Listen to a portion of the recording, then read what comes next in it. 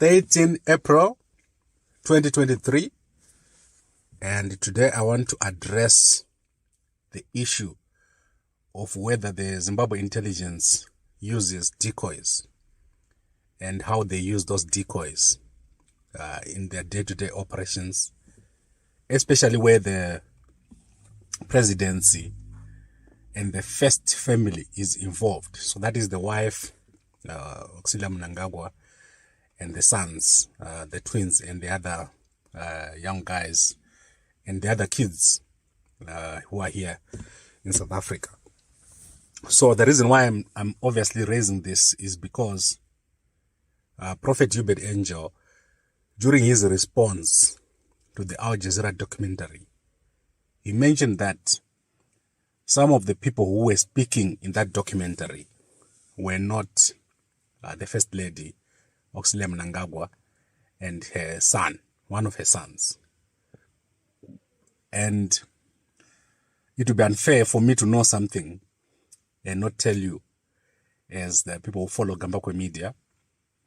So I'll attempt to give you as much detail as possible of my encounter with the Zimbabwe intelligence decoys, and I'll give you detail that is solid.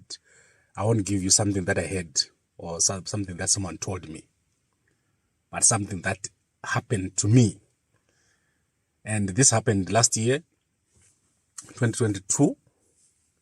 In fact, it started way back, 2021, and then 2022.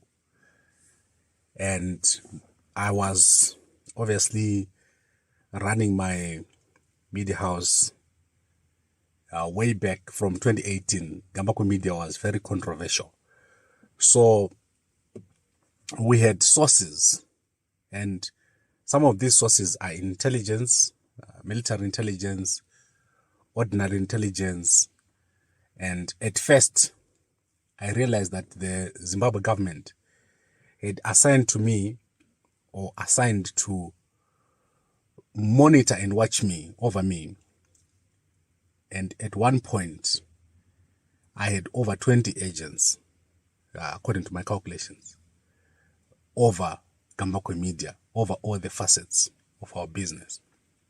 And I will go into a bit of detail on how I determined that number. So around 2021, there was an American prophet, I think he was prophesying about Zimbabwe, and he made a prophecy about the president of Zimbabwe, and I obviously published the prophecy because, as you know, Gambakwe media follows a lot of spiritual news, and we were the first to catch that story of the American prophet prophesying the death of the president through a spear that is going to be pierced through his body and on the chair that he sat. That was the prophecy. And on the very day that we published that story, I got a call, and the person on the other side introduced himself, and he said the kids are very worried, the president's kids are very worried about the prophecy. So they wanted to know if I knew the number of this prophet. And obviously I didn't know the number. And I said, I don't know, but we can try to find it. So eventually I did find the number, and I then arranged for one of my guys, who is Gambakwe media, was employing at that time over 30 people. So I arranged for one of my guys in Harare to deliver the details, the contact details, to the guy who was in touch with me. And eventually, at some point, I had a voice conference with people who said they were one of the sons of the president, and the other guy was his assistant. So we had a long conversation discussing various issues and the assistance that we could get to conduct the American prophet. And at the end of that conversation, it was then agreed that my guy will go and meet one of the guys in Harare. So one of my guys went into Harare and he met one of those guys in Harare, and there was some exchange of the numbers and other things. So they talked over there in Harare, and I was not part of the whatever happened there. So during that call, the son of the president, or the son in quotation marks, said, Gambakwe, if you help us with these contact details, we're going to help you. I'll help you in future. Anything you want, I'll help you. So I didn't really need anything, so I left it. So for about a year or two, I had that number in my phone of the young man who said it was the president's son. And I never talked to him. I never had a need to. But I just kept the number. Then the next time that I needed to use this number was in 2022. And this happened after I realized that we were experiencing non-stop disruption of our projects in Zimbabwe. There were people that were coming into the groups and causing so much disruption. And I realized that this is not normal people. The behavior of these people is not normal. And you want to know why I was not afraid to deal with people in Zimbabwe in intelligence circles. I think I need to go back there. The reason why I was not afraid of dealing with people in Zimbabwe intelligence is that as I got more and more information about the guys in intelligence in Zimbabwe, military intelligence, ordinary intelligence, and normal agents, I realized that they did not have an order to kill me or to harm me. So it was clear to me that there was a central control which was very firm. These guys were operating under orders. They were not going to harm me without the order to do so. But if the order had been given to harm me, the Zimbabwe intelligence would have crushed me like a fly. It was not going to be difficult for them at all. They were everywhere. And they were in places where sometimes I was shocked. So when I would meet an agent over various issues, I realized that they were everywhere. To give you an example, one day we had a meeting somewhere in Johannesburg with one of the guys. I knew he was in intelligence. So he was exchanging certain information with me, which we wanted to use for our broadcast. And we had a meeting for almost an hour at a restaurant. We had lunch. And the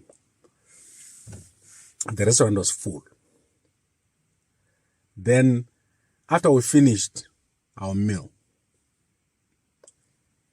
it turned out that all the people on the next table to us were agents. So, if they had wanted to harm me or anything, it would have been simple. Everywhere I walked, I'm sure that they knew exactly where I was. And I've seen people outside my house. In the past, I've seen people outside my house clearly staking out my house and looking and watching. I've no doubt, and I had no doubt that if the Zimbabwe intelligence wanted to take me out, it was going to be easy. And anyone that they want to take out, if they get the order, it would be easy.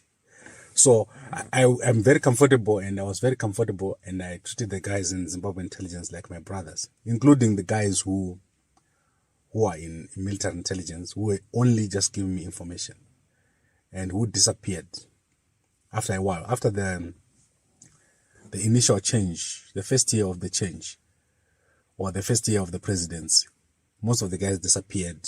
Their numbers were no longer reachable. And especially after the July 16 attempt to take out the president, there was total silence. Because during that time, I felt that there was a lot of pressure on the intelligence guys to identify what was going on. They thought that someone was going to bring arms into Zimbabwe. So I got a lot of contact with people that I knew were in intelligence, and they were trying to get information. Some of them openly, some of them secretly.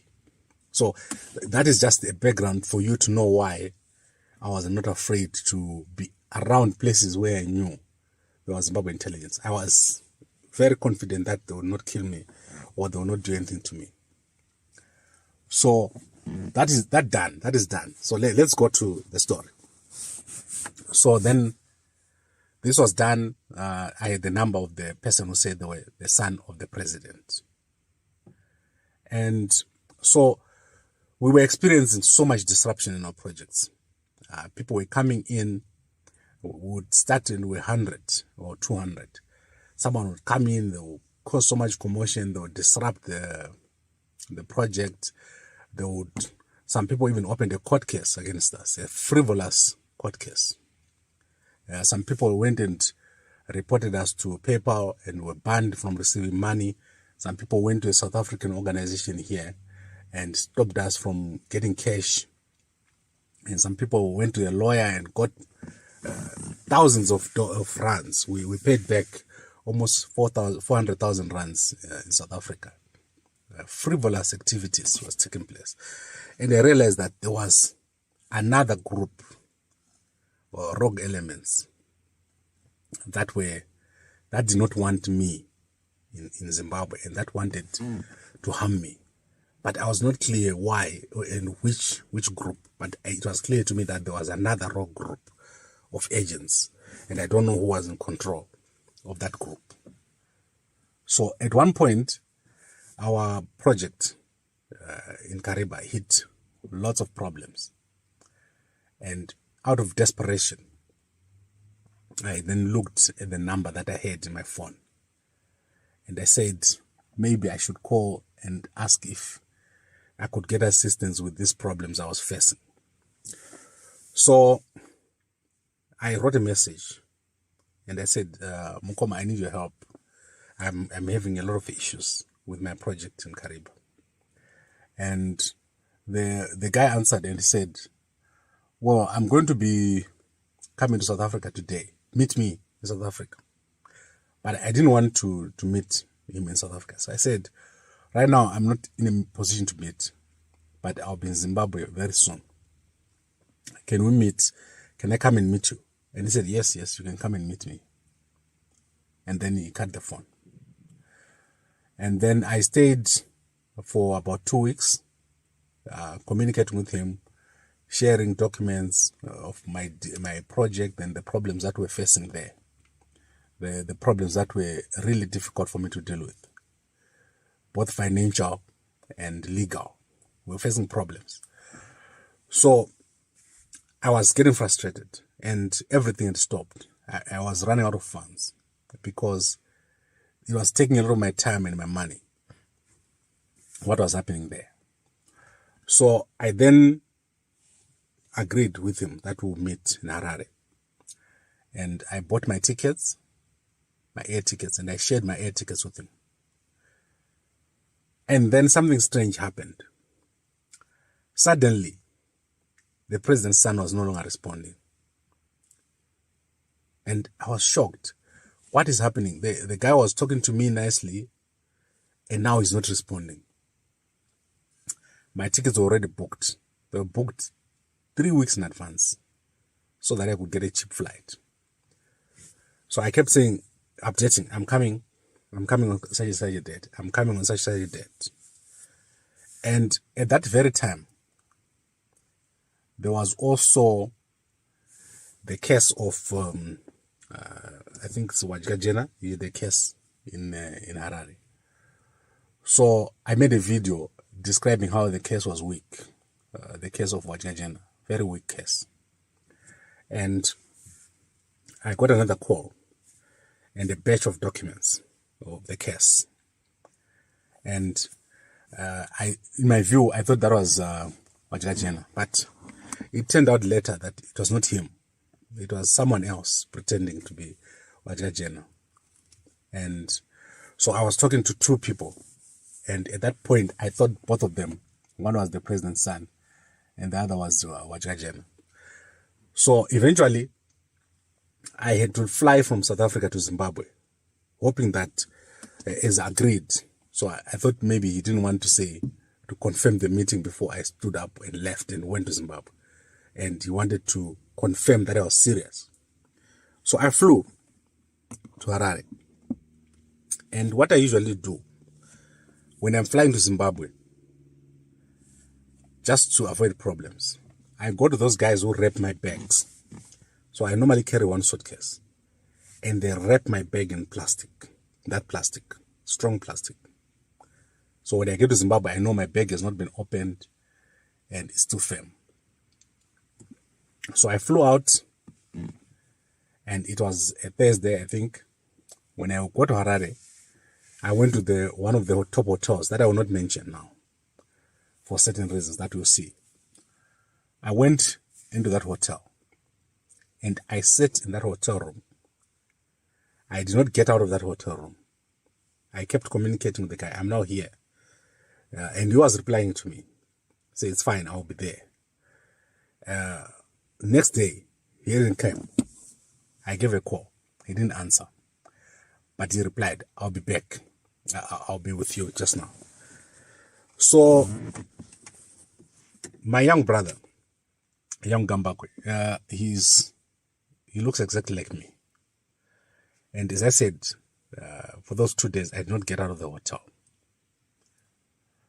And one thing that I noticed when I had left the airport was that, remember I said I put plastic on my bag, was that when I arrived at the airport, the same plastic that I had put in Joburg, to me it looked like something had happened. It was no longer the same plastic that I used when I was in Joburg. So I don't know whether my bag was opened at Johannesburg and the thing was changed, the plastic was changed, or it was changed at Harare.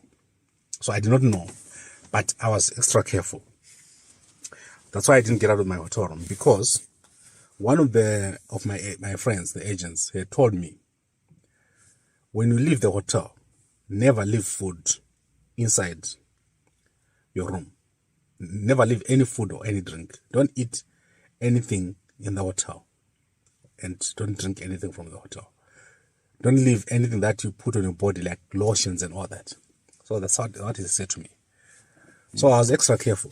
I was also aware that I might be being watched with cameras. So every time I'm in the hotel, extra careful, knowing that I'm probably being recorded. So anyway, I didn't get out of the hotel all that time. And young Gambakwe, he came and sat with me. I was trading Bitcoin. So it was Friday, Saturday, I was trading Bitcoin on my computer. I do some trading, a bit of Forex trading. So I was trading Bitcoin on my computer, and I didn't need to leave the room because my breakfast was paid for downstairs. And lunch I would buy downstairs and come upstairs, and I would go and eat there. So one day, I think it was on the Saturday, young Gambakwe came and visited me in my room. And then he stayed with me. He looks like almost the same structure with me. And so he then left to go and buy some stuff in town, to pick up someone, something like that. And so I think someone was watching me, and they thought I'd left the room. And this is all my assumption. So I'm sitting there, and the door is right directly to the window and to the table. So the moment you open the door, you are facing the table, you are facing the window. So there's no way for someone to open the door without me seeing them. So as I'm sitting there, my door is flung open and a young lady enters. She's very young, like middle-aged, maybe in her 30s. She opens the door and she sees me. And she's looking directly in my eyes. She freezes, like she didn't know what to do. And I thought she was going to shoot me right there. Like I was also frozen, and she was also frozen. Then she composed herself and just closed the door and went away. So I think she was shocked to see me there. And then I was also shocked to see her. And then she went away. I didn't make much of it. But then the guys never came. The guy he said it was the president's son, never came. The guy who said it was Aljazeera, he also never materialized. So I eventually never got to meet the two guys, because Aljazeera were then supposed to have an interview to say what is happening with the case and so forth. So that never happened. So thinking about it, then I obviously had to go back to Johannesburg the next day. I just flew out and went to Johannesburg. My problems at Kariba were obviously to such a level that I eventually had to leave the project. It was no longer viable for me to run that project. So I had to leave the project and hand it over to other people. And it became clear to me as I thought about it that maybe the guys that I thought I was talking to were not the president's sons. Right, so I want to wrap this up. I'm running out of battery. And I want to then make my conclusion on the Aljazeera documentary. First and foremost, as I said, I don't want people to think that they know and there's only one narrative. When I heard Prophet Hubert Angel saying that there was a use of decoys when the First Lady and her son who are reportedly being talked to. At first, I was very unsure of what to think. In fact, I was skeptical to say, what kind of an excuse is this? But when I sat down and thought about it very carefully, it dawned on me to say, this could actually be possible, that Aljazeera could have been put through this test where decoys were put on the phone and they would talk to them thinking they're talking to the children or to the wife of the president, and yet they're not. This, to me, it's not something that is far-fetched. From what I've told you here, it's possible.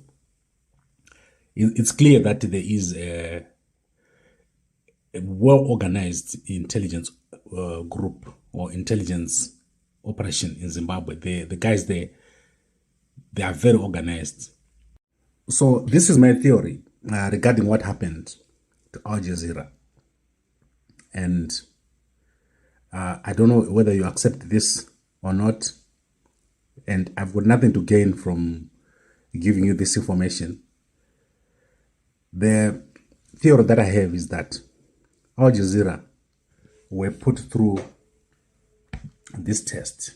They were put through this exercise by Zimbabwe intelligence, obviously at a very high level, guys who are knowledgeable in Zimbabwe intelligence. They put them through this test. And once they put them through this test, they then obviously reached the conclusions that they reached. And that's why eventually you see that Aljazeera was not able to get information.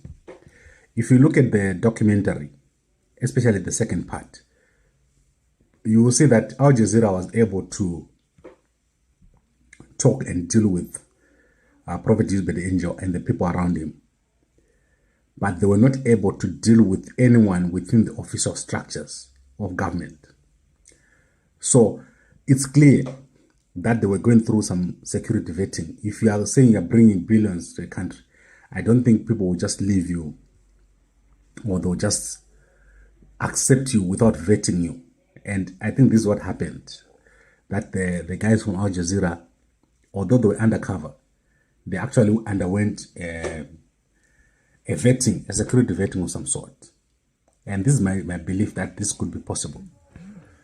The other option, obviously, which we don't know yet whether Al Jazeera is going to put on the table, to say who exactly did they talk to, what was the context of the conversation. I think we'll hear that in the documentary. But I've given you what I know from my own side, the information that I have from first hand, how the Zimbabwe intelligence uses decoys. And also my view of the guys in Zimbabwe intelligence. I don't think the Al Jazeera would easily pass these guys and then go to the president without this kind of vetting taking place, or where they are put through some scenarios, or where a reaction is checked. So I think this is a plausible explanation that was given, that the decoys were involved. But let's get the details from Al Jazeera. They are going to produce the documentary anytime now, the last documentary or the last two documentaries. So let's see what they say. I'll come back and then we'll recap on this information that I've given you ahead of the release. Thank you very much, and we'll be back again.